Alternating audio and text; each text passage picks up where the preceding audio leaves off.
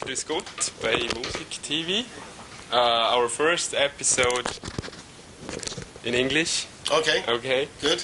It's a pleasure to have you here on the show. Thank you very much. Thank you. Mel Gaynor, you've been the long-time drummer of The Simple Minds. That won't ring a bell with our younger viewers probably, since you started when in, I think, 1982? 1982, yeah, I started, with the band. And I started off as a session musician and then joined the band in 82. Do you think suing people was the right way to react to the challenges? You know, I think suing people was the... We're going to sue you, we're going to find I think it was... we know you're downloading... Yeah, no, I think it was the wrong way of sorting it out. I think rather than sue somebody, I think you should be getting in bed with somebody. You should be getting involved or befriending people. And that way you can work an advantage to your advantage to be in with them and in with what they're doing, so you're not treading on anybody's toes, because suing people, it's only the lawyers that win, really. Sorry? We put you in jail. Yeah, it was a wrong thing to do. And, but people won't buy records if they're in... Dit is de microfoon. Kan man dat machen? Da redet man rein und dann geht es zur Kamera um mich. Schon mit dem Kabel. So I took some notes. I probably take out my notes now. I did some research, after all. And you played with really famous people. I played with a few, yeah. I have here Chrissy Hynde, Gary Moore, Pretenders, Elton John, Tina Turner, Robert Palmer, who passed away, unfortunately, in 2003. Is there any specific one that you like to work with best, or did you enjoy Tina Turner was great to work with. That was a great session because of great songs, and it turned out very well. Which songs? Simply the Best. So you played drums? Yeah, I played drums on that, yeah. And that was a very enjoyable session. Elton John was also very enjoyable because it's Elton John, and he's such a diva.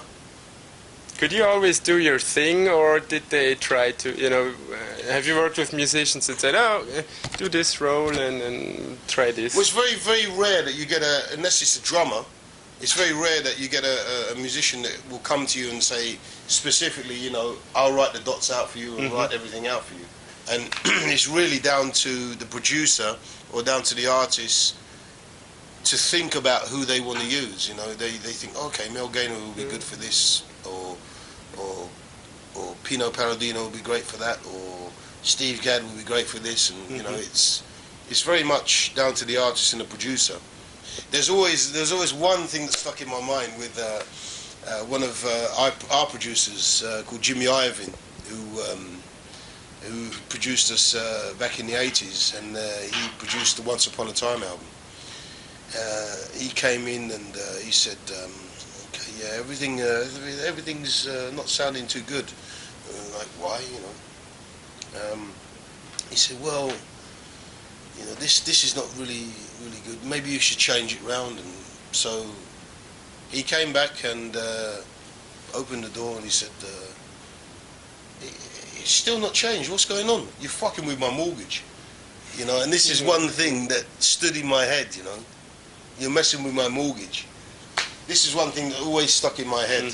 And it was not about the music? It was about the music, but he was a businessman. It was about the music. And this taught me a lot about being in the music business and being responsible for what you're doing and getting the job done quick and efficiently. When you think about people like Ertigun, they were musicians themselves. They wrote songs. They were really into the music. And Arif Mardin, yeah, there's another one.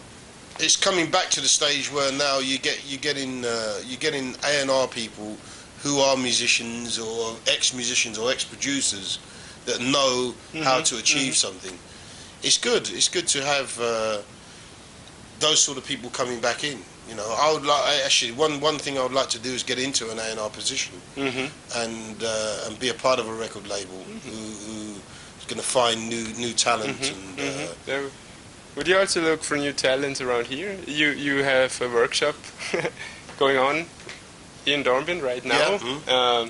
So what's your impression of the young drummers? Well, to be quite honest, I haven't seen that many. I haven't heard that many from Dornbirn, so I heard that there's some great drummers, but I haven't seen them. Martin. Absolutely. Over there. You started playing the drums at a fairly early age? No, it was an early age, at 11. And well, I started playing at 6. At 6? Yeah. Oh, it's at... Yeah, I got my first kick when I was 11. Oh, okay. First proper drum kit when I was 11. So music is my life. And you practiced up to 10 hours a day? That I read that you practiced up to 10 hours a day. I did, yeah. On a recommendation of your teachers. That's so right, yeah. I wanted to ask you, is that something you recommend to your students? No, it's great. But I think you should still have a life beyond practice or beyond drums.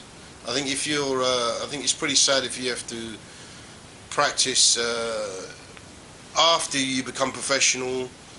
Obviously, you still practice and you still mentally practice, but to practice 8 hours a day after you become professional and you still have no life is a bit strange. A bit strange. Well, Mel, thanks very much for coming. It was a great pleasure having you here. It's a pleasure being here. Ladies and gentlemen, Mel Gaynor, and don't forget, music is your only